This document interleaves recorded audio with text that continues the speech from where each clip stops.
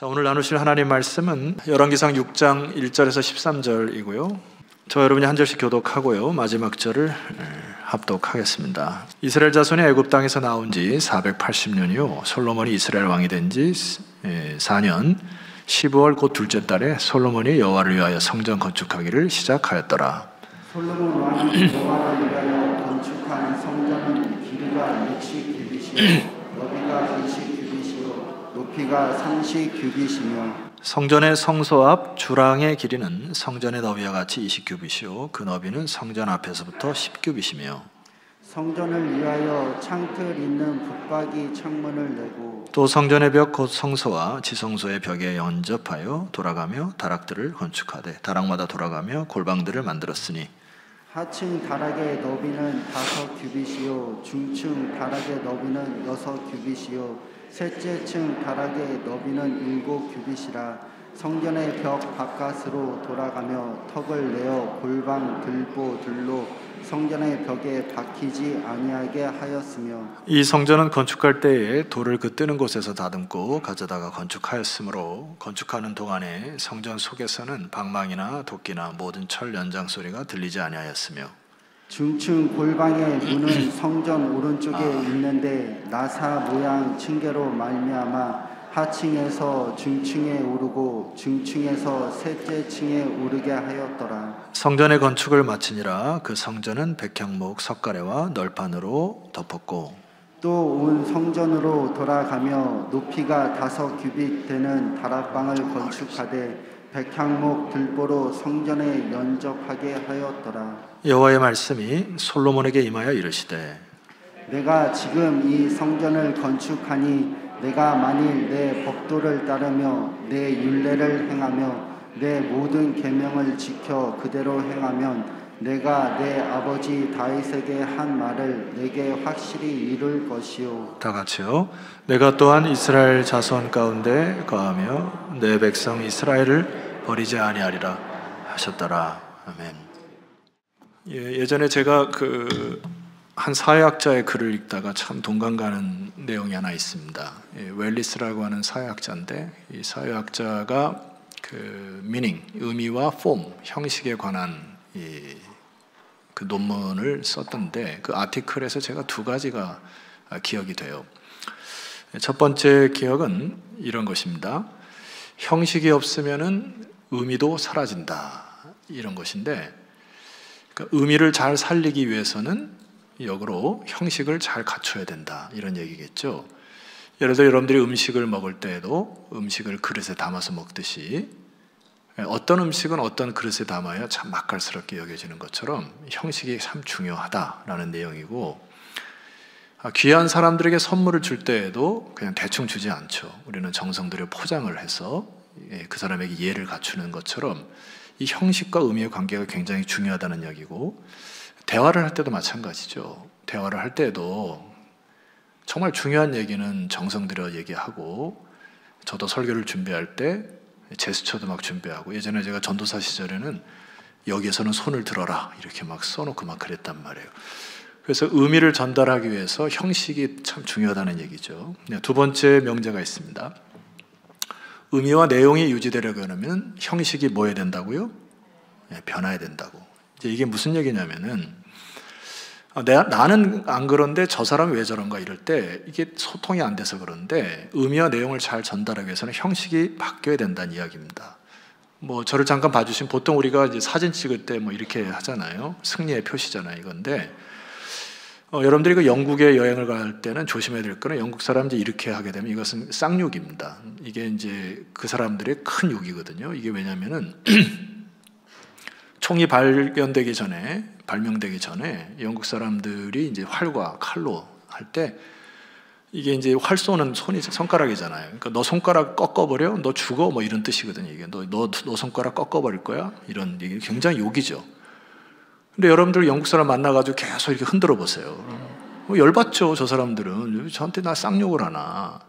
그럼 우리가 그 사람에 대한 예의를 갖추게 되면은 형식을 바꿔야 된다는 얘기입니다. 형식을 바꿔서 그 사람들을 존중해야 된다는 얘기죠. 한 가지만 더 얘기해 보면은 이 형식과 의미가 왜 이렇게 중요하냐면은 영국 아이들이나 이제 미국 아이들이 처음에 교육을 받을 때 그 아이 컨택에 대한 교육을 받는답니다. 무슨 얘기냐면은 어른들이 어떤 얘기를 하거나 선생님들이 얘기를 할 때 눈을 똑바로 쳐다보고 대화를 하고 해라. 그렇게 교육을 받는다는 얘기예요. 제가 처음에 우리 아이들이 이제 영국에 좀 어렸을 때 사니까 뭘 얘기를 하는데 좀 꾸짖으려고 하는데 저를 계속 똑바로 쳐다보고 있는 거예요. 계속.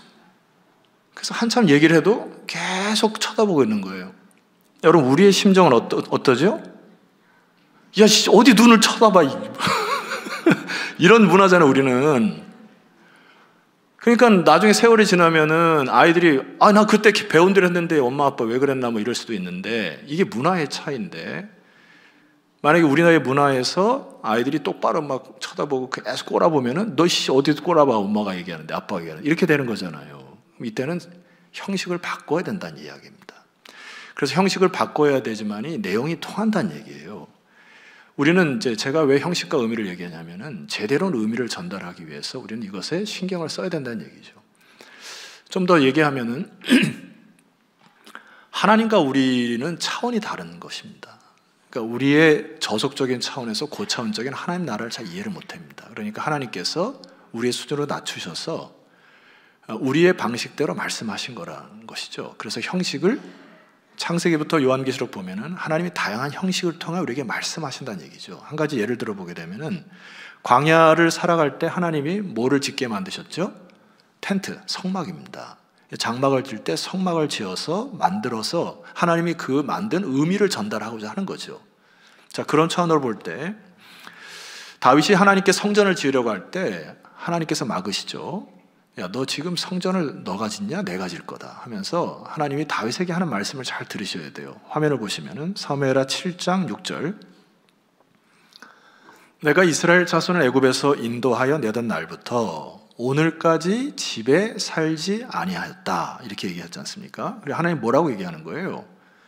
내가 장막과 성막 안에 다녔다. 이게 무슨 말이죠? 장막이라는 것은 너의 삶의 현장에 내가 있었고, 너가 나에게 나와서 제단을 드릴 때, 성막에서 나와서 하나님께 예배를 드릴 때 내가 너와 함께 있었고, 그래서 그 다음 말씀 보세요.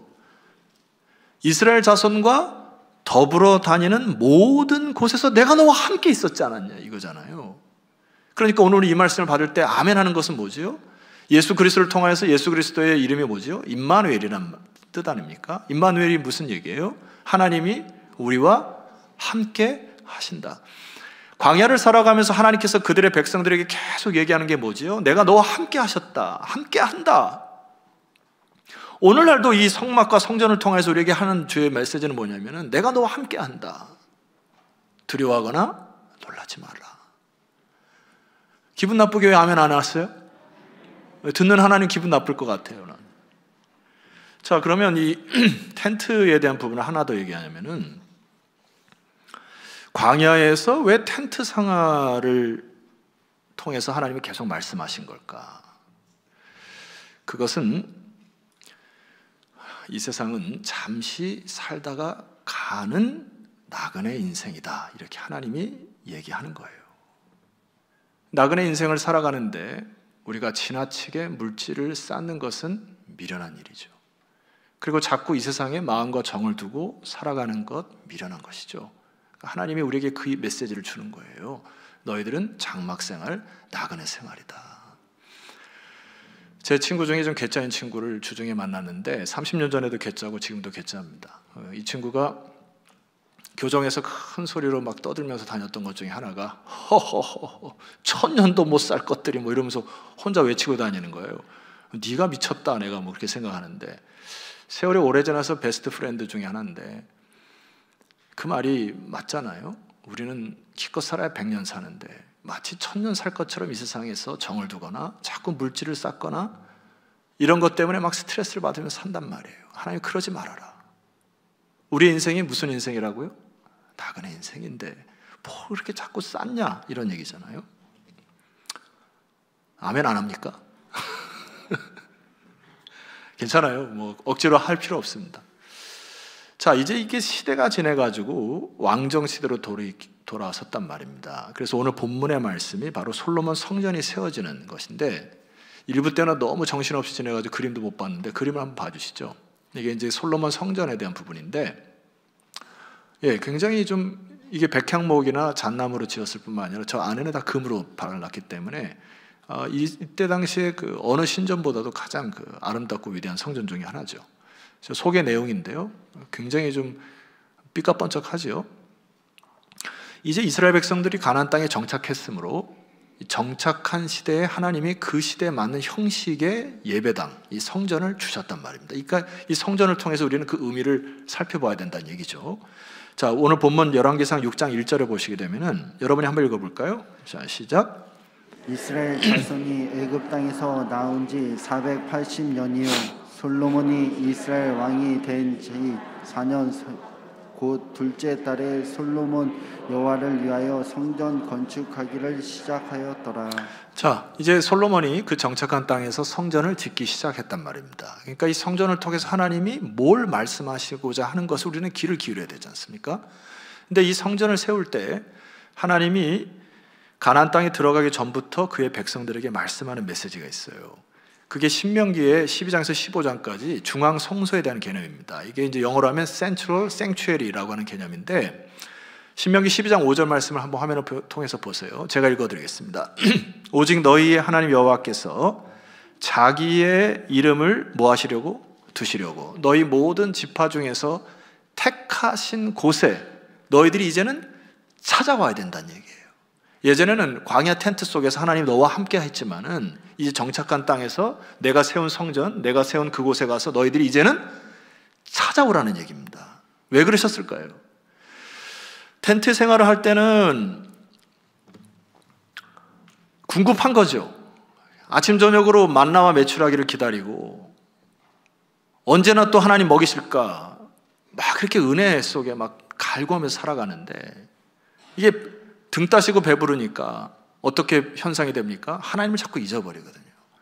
가나안 땅이 풍요의 땅이었고, 뭐 어떤 주석학자에 의하면은 포도송이를 이렇게 두 사람이 메고 올 정도로 이 포도송이가 큰 송이였고, 그만큼 이제 젖가끓이 흐른 땅이었다는 얘기지 않습니까? 그러니까 풍요가 있고 자기의 이 세상에 막 분주하게 삶을 살 동안에 자기의 정체성을 잃어버릴 것을 하나님이 아셨단 말이에요. 그래서 내가 택한 곳을 너희들이 기억하여 절기와 때마다 어떻게 해요? 나에게 찾아와서 centered, 너의 삶의 중심이 누구이고 너의 왕이 누구시고 너의 주인이 누구인지 그 땅에 들어가거든 반드시 내가 정한 그곳에 나와 찾아 나와 나를 경배하라 하신 것이죠. 그것이 오늘날 우리들의 영적인 의미가 오늘 우리가 하나님 앞에 드리는 예배가 있지 않습니까? 그러니까 이스라엘 백성들이 가나안 땅에 살면서 그 성전으로 올라가면서 드리는 시와 찬송이 많이 있었죠. 그래서 120편에서 134편까지가 성전에서 올라가는 노래 중에 노래들입니다. 그러니까 그들이 정체성을 회복하고 하나님을 찬송하는 입술이죠. 그래서 시편 121편, 내가 산을 향하여 눈을 들리라, 나의 도움이 어디서 올까? 나의 도움이 천지를 지으신 여호와에게서로다 하고, 그들이 성전을 올라가면서 천지를 지으시는 하나님께 찬송과 경배를 드리는 이 중심에 타오른단 말이에요. 여러분, 오늘 반석교회 이 철산동 반석 위에 세워진 교회에 오시면서 가슴들이 좀 뜨거워지지 않았습니까? 저는 보통 교회에서 집에 가거나 집에 가서 교회 올 때 한 20분 정도가 어른걸음을 가는데, 주일날은 15분에 돌파해요. 빨리 가서 말씀 전하자, 빨리 가서 성도들 보자. 막.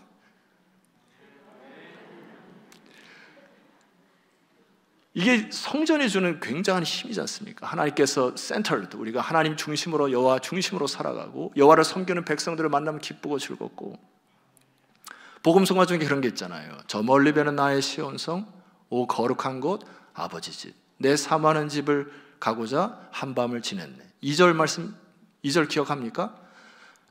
말이 좀 빠릅니까?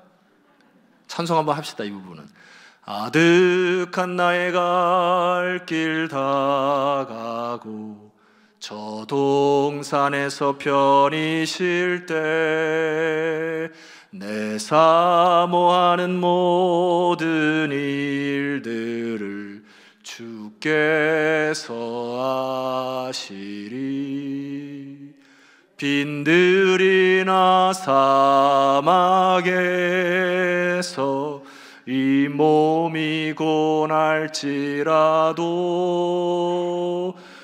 오 주 예수 날 사랑하사 날 지켜주시리.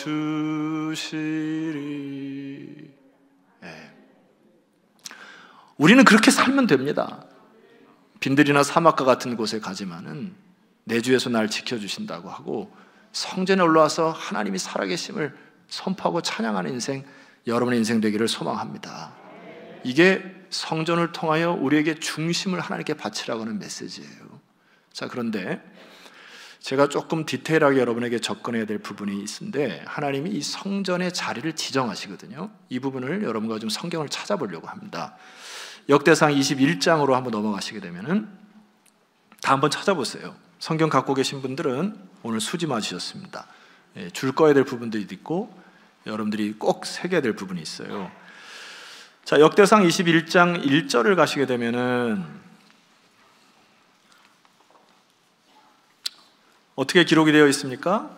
사탄이 일어나 이스라엘을 뭐하고? 대적하고 다윗을 충동하여 이스라엘을 계수하였습니다. 하나님이 다윗에 대해서 그것을 악하게 여겼다고 하는 본문이 바로 이 본문입니다. 하나님의 위대함을 의심하여 인구를 조사하였던 이 다윗을 하나님이 아주 마음 아파하셨어요. 그래서 하나님이 진노하십니다. 이 역대상 21장에. 그래서 이스라엘을 치시죠. 그래서 거의 7만 명가량이 온역으로 죽어가는 이 현상 속에 놓여 있습니다. 그래서 이때 당시에 다윗이 이 죄에 대한 것을 회개 자복을 해요. 그래서 하나님께 간구합니다. 그래서 선지자 갓 선지자가 나타나서 다윗에게 말씀하는 것이 21장 18절로 내려가시면 되겠습니다. 그 부분을 함께 읽어볼게요. 시작.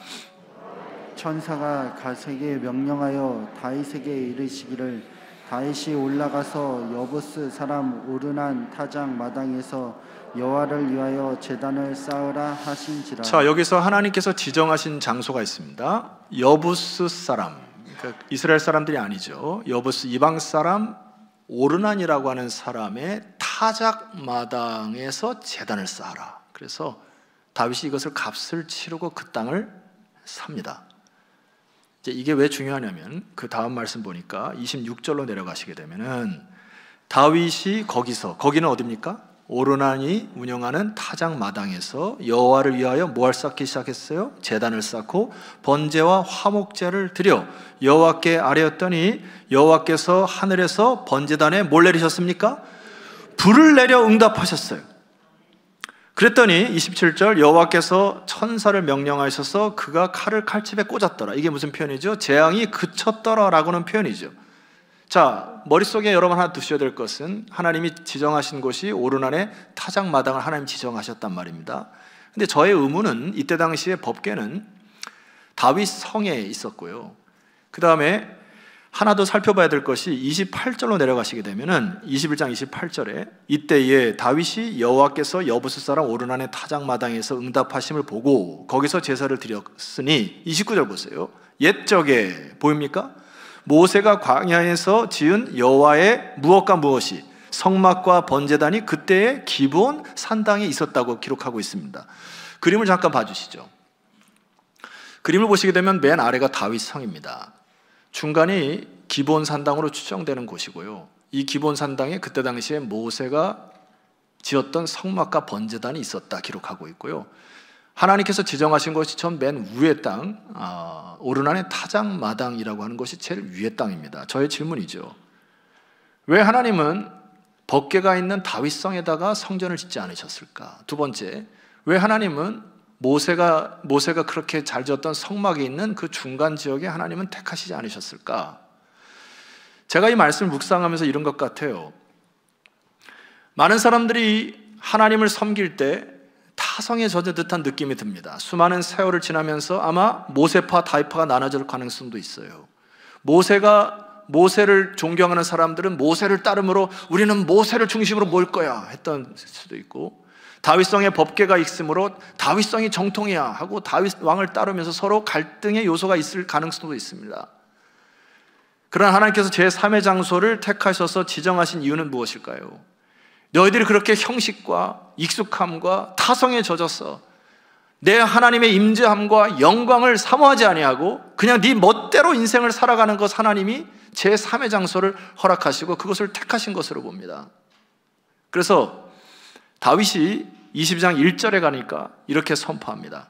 제가 선포할 테니까 여러분 아멘 하셔야 돼요. 이 부분은 짜고 해도 괜찮아요. 선포합니다. 다윗이 이르되 이는 여호와 하나님의 성전이요 이는 이스라엘의 번제단이라 하였더라. 무엇이요? 법궤가 있는 곳이요? 아니요. 성막이 있는 곳이요? 아니요. 형식만이 있는 곳에서는 하나님의 성전이라고 취급하지 않습니다. 하나님이 역사하셔서 불로 응답하신 바로 그곳이, 다윗이 얘기하는 게 뭡니까? 솔로몬이 얘기하는 게 뭐예요? 바로 이곳이, 다윗이 이곳이 바로 여호와의 성전이고 바로 이곳이 하나님의 번제단이고 이곳이 거룩한 하나님의 영광의 장소임을 선포하는 거죠.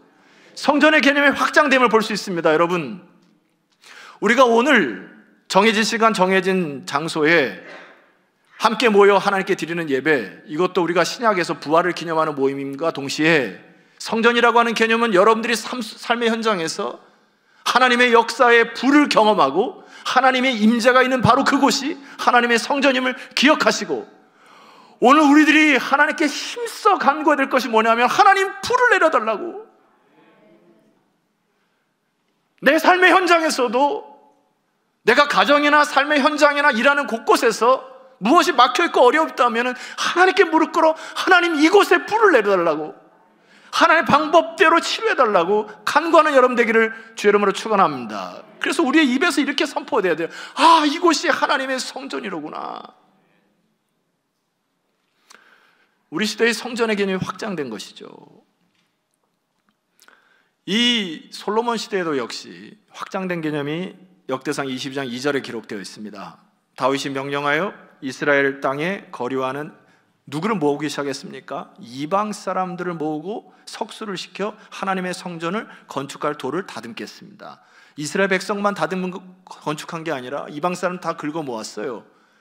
각종 사람 다 긁어 모아서 성전을 건축을 하고, 예배를 드릴 때에도 솔로몬 시대부터 이방 사람들을 모아서 하나님께 경배하는 성전의 확장성이 있습니다. 여러분 착각하지 마세요. 하나님 우리끼리 모여서 우리끼리 찬양하고 하는 거 좋아하지 않습니다. 복음을 듣지 못한 사람들에게 복음을 전하시기를 주의 이름으로 축원하고, 그 사람들이 모여서 매달 매년 동안 내가 하나님의 백성 되었다고 하는 그 세례 역사의 의식이 우리 교회가 회복되기를 주의 이름으로 축원합니다. 한 가지만 더 말씀드릴게요. 그림을 하나 봐주시게 되면은, 저기 독특한 단어 하나가 모리아라고 하는 단어가 기억하셔야 됩니다. 성경을 찾지는 않겠습니다만은 역대하 3장 1절에 보면은, 화면을 보시죠. 솔로몬이 예루살렘 모리아 산에 여호와의 전 건축하기를 뭐 했어요? 시작했다. 아까는 오르난의 타작마당이라고 하는데 이것은 모리아 산이 좀 큰 영역이죠. 오르난의 타작마당이 있는 그 전체를 통틀어서 모리아 땅이라 이렇게 얘기를 합니다.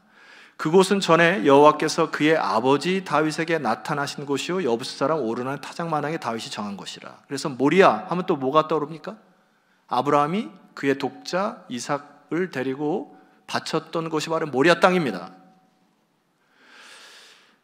하나님이 택하신 이곳이 수천 년 전으로 거슬러 올라가서 아브라함부터 시작하여 다윗, 솔로몬에 이르기까지, 그리고 이것은 후에 이 앞에 골고다가 있거든요. 하나님께서 택하신 그 장소가 수천 년이 지나도 하나님이 아브라함을 통하여 그의 언약을 신실하게 이끄시는 그 놀라운 하나님을 경험했던 거죠. 이스라엘 백성들이. 야, 바로 이곳이 바로 그곳이로구나. 따라서 여러분, 오늘 우리가 이 성전의 이름을 통하여 우리가 교훈 받아야 될 것은, 때로 내가 생각하고 내가 판단하는 일이 있을지라도 하나님의 생각과 판단이 앞선다면 여러분 그 뜻에 순종하는 여러분 되기를 소망합니다. 왜냐하면 그의 생각 셀 수 없고, 그의 뜻은 무궁하고, 그의 자비는 영원할 것이고, 그의 사랑은 한이 없기 때문에 우리의 생각으로 옹졸하게 삶을 살다 보면 찬송이 터지지 않은 거예요. 그래서 이 솔로몬이 이 하나님의 인도하심을 보고 성전을 봉헌하고 나서 하나님께 기도하는 장면이 열왕기상 8장에 기록되어 있습니다. 여러분 열왕기상 8장으로 잠깐 넘어가 보시죠. 제가 이제 이 솔로몬의 기도를 선포할 텐데, 이제 성전이 지어진 이후에 이게 어떤 역사가 있냐면, 하나님이 그 곳에 모여서 하나님께 기도하면 하나님이 그 기도를 들으시고 기도를 통하여 이 세상을 다스려 나가시는 것들을 여러분이 목도할 수가 있습니다. 제가 한번 읽어볼게요. 8장 22절로 내려가시면, 솔로몬이 여호와의 제단 앞에서 이스라엘의 온 회중과 마주 서서 하늘을 향하여 뭐 했습니까? 손을 펴고 기도했습니다. 그래서 때로 여러분, 우리가 예배 끝날 때 가슴에 손을 얹거나 손을 올려서 하나님께 찬송하고 기도하자 할 때 하시면 됩니다. 어색하신 분은 그냥 내리셔도 되지만은, 이게 손을 펴서 하나님께 기도한다는 뜻이 뭐죠? 하나님 간절히 하나님의 은혜를 사모한다, 불을 내려달라는 거 아니에요? 23절, 이르되 이스라엘 하나님 여호와여, 위로 하늘과 아래로 땅에 주와 같은 신이 없나이다. 주께서는 온 마음으로 주의 앞에서 행하는 종들에게, 자, 솔로몬이 언약을 붙잡고 기도하고 시작하고 있습니다. 언약을 지키시고 은혜를 베푸시나이다. 24절, 주께서 주의 종 내 아버지 다윗에게 하신 말씀을 지키사 주의 입으로 말씀하신 것을 손으로 이루심이 오늘날과 같으니이다. 자, 여러분, 이제 솔로몬이 성전에 와서 기도하는 모습을 우리가 배워야 되죠. 첫 번째는 31절 보시게 되면은 죄를 사하는 기도를 하나님께 드립니다. 31절 제가 선포하고 32절까지 여러분 아멘으로 화답해 주시면 감사하겠습니다. 만일 어떤 사람이 그 이웃에게 범죄함으로 맹세시킴을 받고 그가 와서 이 성전에 있는 주의 제단 앞에서 맹세하거든, 주는 하늘에서 들으시고 행하시되 주의 종들을 심판하사 악한 자의 죄를 정하여 그 행위대로 그 머리에 돌리시고 의로운 자를 의롭다 하사 그의 의로운 바대로 갚아주시옵소서. 여러분, 성전에 와서 이 기도를 하셔야 됩니다. 하나님 내 죄를 사하여 주실 뿐만 아니라 심판주요 공의의 하나님이 하나님 판결하여 주옵소서. 하나님이 그의 기도를 듣고 역사하시는 것이죠. 두 번째 기도입니다. 37절 내려가시면 재앙에 대한 기도입니다. 만일 이 땅에 기근이나 전염병이 있거나 곡식이 시들거나 깐부기가 나거나 메뚜기나 황충이 나거나 적국이 와서 성읍을 에워싸거나 무슨 재앙이나 무슨 질병이 있든지 막론하고, 여러분, 튀르키예와 시리아에 있는 재난의, 이 지진의 재난을 보고 우리는 단순히 돕겠다라고 하는 마음만 가져서는 안 됩니다. 물론 우리 당의원들과 함께 어떻게 도울지를 연구하고 기도할 것입니다만은, 하나님 이 재앙을 통하여 무슨 말씀하시려고 하는 거는 우리가 기도하셔야 되는 거예요. 그래서 그 땅을 향하여 중보하셔야 되는 겁니다. 그래서 성령으로 우리가 기도할 때 이 전 세계에 흐르는 영적인 질서를 우리가 보셔야 되는 거예요. 그래서 성전에 나와서 기도해야 되는 것입니다. 그 재난을 보고 38절, 한 사람이나 혹 주의 혹은 온 백성 이스라엘이 다 각각 자기의 마음의 재앙을 깨닫고 이 성전을 향하여 손을 펴고 무슨 기도나 무슨 간구를 하거든, 이 재난을 통하여 우리는 하나님 백성들은 손을 펴고 하나님의 성전에 기도하셔야 합니다. 그래서 하나님의 치료하는 손길을 경험하는 것이 하나님 백성들이에요. 세 번째입니다. 44절을 보니까 전쟁에 관한 기도를 해요. 44절 여러분이 선포해 볼까요? 시작. 주의 백성이 그들의 전국과 더불어 싸우고자 하여 주께서 보내신 길로 나갈 때에 그들이 주께서 택하신 성읍과 내가 주의 이름을 위하여 건축한 성전이 있는 쪽을 향하여 여호와께 기도하거든. 자, 그들의 적국과 더불어 싸우고자 했다. 질문 하나 할게요. 여러분 삶이 전쟁 아닙니까? 여러분 삶의 현장 가운데 전쟁 아니에요? 하나님 뭐라고 얘기하시죠? 너희들이 적국과 더불어 너희들이 삶의 현장에서 싸우기 시작할 때 45절에 이렇게 기록하고 있습니다. 주는 하늘에서 그들의 기도와 간구를 들으시고 그들의 일을 돌아보옵소서. 여러분의 지혜로 싸우는 겁니까? 여러분의 지식으로 장애물을 뛰어넘는 안타까움의 인생 살아가지 않기를 소망하고 하나님에게 나와 두 손 들고 하나님 이 전쟁에서 승리케 하옵소서. 누가 떠오릅니까? 다니엘이잖아요. 비록 그 땅에 이방 땅에 살지라도 하루 3번 양보하지 아니하고 두 손 들고 하나님께 기도했던 다니엘의 기도의 영성이 여러분에게 회복되기를 소망합니다. 저는 이제 설교의 마짐을 하면서 그동안에 제가 지금 형식과 성전의 형식과 의미에 대해서 쭉 살펴봤는데 이제는 우리 시대는 좀 달라졌어요. 우리는 더 이상 성전 시대를 얘기하지 않습니다. 사실 우리가 성전에 모였지만 성전이라고 하는 표현보다도 예배당이라고 하는 것이 더 정확한 표현일 것 같아요. 자, 열왕기상 6장 11절에 보니까 이제 성전의 개념이 더 확장됩니다. 오늘 본문 말씀 보세요. 여호와의 말씀이 솔로몬에게 임하여 이르시되 내가 지금 이 성전을 건축하니, 그 다음 단어가 뭡니까? 아, 이제 끝났다, 잘했다, 솔로몬 수고했어, 다윗이 이루고자 했던 건 네가 끝냈구나, 그렇게 기록되어 있지 않고요. 하나님 뭐라고 얘기하시냐면은 네가 만일 내 법도를 따르고 내 율례를 행하고 내 모든 계명을 지켜 그대로 행하면은 내가 내 아버지 다윗의 한 말을 내게 확실히 이룰 것이다. 주님 뭐라고 얘기하시죠? 성전의 겉껍데기는 그렇게 중요한 게 아니야. 이 성전을 통하여 너에게 뭐라고 말하는 메시지를 들어. 하나님의 의미가 무엇인지, 하나님 뭐라고 당부합니까? 내 법도를 따르고 내 율례를 행하고 내 모든 계명을 지켜 행하는 것이 내 백성이야. 내면의 성전이에요. 우리 시대는 성령 시대입니다. 내면의 성전을 갖고 오라는 얘기입니다. 하나님 앞에 나와서 예배 한번 드려주는 것으로 만족하시면 안 된다는 얘기예요. 삶의 현장 가운데 이것을 선포하셔야 됩니다. 고린도서 3장 16절 화면을 보시고 함께 선포하십시다. 시작. 너희는 너희가 하나님의 성전인 것과 하나님의 성령이 너희 안에 거하시는 것을 알지 못하느냐. 37절, 17절. 누구든지 하나님의 성전을 더럽히면 하나님이 그 사람을 멸하시리라. 하나님의 성전은 거룩하니 너희도 그러하니라. 여러분, 하나님의 성전이십니다. 오늘 우리는 성령을 통하여 우리는 하나님의 성전이라고 하는 인치심을 받은 거예요. 그래서 우리는 내면의 성전을 가꾸셔야 됩니다. 성령 충만, 거룩이라고 하는 것을 유진 피터슨 목사님은 진정한 자아를 찾는 것을 거룩이다, 이렇게 얘기를 합니다. 다른 얘기로 하면은 하나만 더 질문해 볼게요. 여러분 행복하십니까? 질문하잖아요. 행복하세요? 진정한 자아를 찾는다는 것은 하나님이 원래 창조하신 목적대로 나에게 주어주신 인생을 하나님의 계획대로 순종하며 나갈 때 비록 무화과 나무에 열매가 없고 외양간에 소가 없을지라도 이 세상에서 잘 먹고 잘 살지 못할지라도 나는 하나님 앞에서 만족하며 감사하며 사는 거, 이게 진정한 자아 아닙니까? 수에 따라서 일희일비하는 인생이 아니라 내 안에 성령이 충만함으로 하나님의 뜻을 하루하루 나아가면서 살아가는 거, 그거면 되는 거 아니에요? 제가 88 꿈나무였습니다.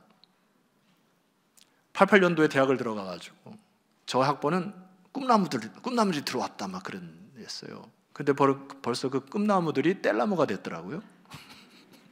세월이 많이 지났던 얘기죠. 지난주에 우리 동기들하고 벌써 30년이 지나왔는데 동기들끼리 모여서 이제 30년 전에 뭐 대학생활하고 뭐 얘기하고 이렇게 하는데 참 행복했어요. 왜냐하면 하나님이 각자의 기질대로 친구들을 쓰시더라고요. 약간 저 친구는 뭐 표현하기가 좀 그러게 뭔가 좀 소심하고 뭔가 좀 분석적이었는데 공부도 열심히 잘하고, 저 친구는 필드에 나가서 뭐 열심히 해요. 참 하나님이 각양 모양대로 잘 쓰시더라고요. 행복해 보였습니다. 여러분, 진정한 자아를 찾으시기를 주의 이름으로 축원합니다. 그래서 우리 시대는 이 하드웨어적인 성전의 율법적인 것에서 벗어나셔야 되고요. 우리는 성령 시대로서 성령의 충만함으로 내 안에 불을 내려달라고 기도하셔야 돼요. 그래서 로마서에 보니까 8장 26절에 이렇게 기록하고 있습니다. 이와 같이 성령도 우리의 연약함을 뭐 하신다고요? 도우신다. 우리가 마땅히 빌 바를 알지 못하나 성령이 말할 수 없는 탄식으로 우리를 위하여 친히 간구하신다.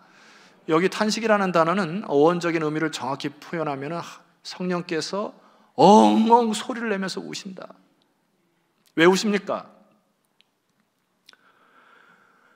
나그네로 하나님 섬기는 자로 택했는데 방향을 잃어버린 자들을 엉엉 우시면서 도우시려고 하시고요, 행복과 기쁨으로 살아가기를 바랬는데 탄식과 절망 속에 살아가는 그의 백성들을 보시고 성령이 탄식하신다는 거예요. 여러분, 성령이 이 시간도 여러분을 위해서 탄식하며 기도하심을 믿습니까? 그래서 우리는 성령에 의지하여 잃어버린 기쁨을 회복하는 이 시간 되기를 주의 이름으로 축원합니다. 마지막 이 부분을 선포할 텐데 우리 자리에서 한번 일어났으면 좋겠습니다. 스펄전 목사님이 성령님에 대해서 이렇게 표현하는 부분을 여러분에게 말씀을 드릴게요. 성령이 함께 하시지 않은 조직체는 동력이 끊어진 방앗간과 같습니다. 철저하게 정통적이고 또 성경적인 표준을 따르고 있는 교회라 할지라도 위로부터 주어지는 능력을 받지 못한다면 비를 뿌리지 못하는 구름처럼 아무 쓸모가 없는 것입니다. 성전이라는 껍데기에 갇혀서는 안 되죠. 우리는 여러분이 하나님의 성전으로서 성전을 통한 중심성을 회복하시기를 주의 이름으로 축원하고, 머리 대신 주님을 모시고요, 우리는 거룩한 성전의 몸을 이뤄 가셔야 되는 것이고요, 성령이 함께해야 방앗간에 떡이 나오기 시작한다. 구름이 비를 뿌리듯이 여러분의 인생이 성령 충만해야 가정에 샬롬이 회복된다. 교회가 기능을 회복하기 시작한다. 우리가 성전임을 기억하시고 이 찬양을 아버지께 올려드리십시다. 성도 여러분, 이 시간에 가슴에 손을 얹고 기도할 때 하나님, 이 시간에 불을 내려 주시옵소서. 내가 갖고 있는 수많은 문제점들, 내가 해체해야 할 수많은 계획들 주님의 지혜로 돌파하게 하여 주셔서 하나님의 성령의 충만한 가운데 샬롬의 나라가 임하게 하여 주옵소서. 우리 주여 한번 간절히 기도하며 나아갑니다.